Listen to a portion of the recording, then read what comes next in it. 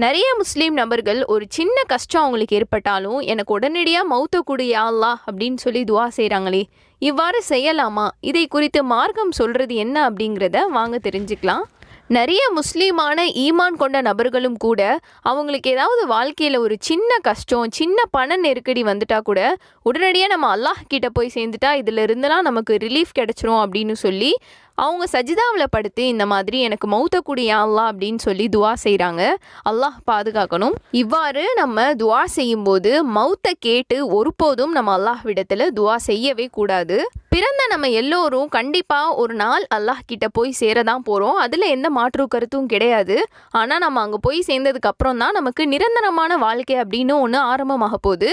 அந்த நிரந்தர வாழ்க்கைக்காக தயார் செய்ய வேண்டி தான் அல்லாஹ் இந்த உலகத்தில் நம்மளை படைச்சிருக்கான். ஸோ இந்த துன்யாவுடைய தேவை என்ன அப்படிங்கிறத நம்ம புரிஞ்சுக்கிட்டு மறுமைக்காக தயார் செய்யக்கூடிய முஃமின்களாக இருக்க வேண்டும்.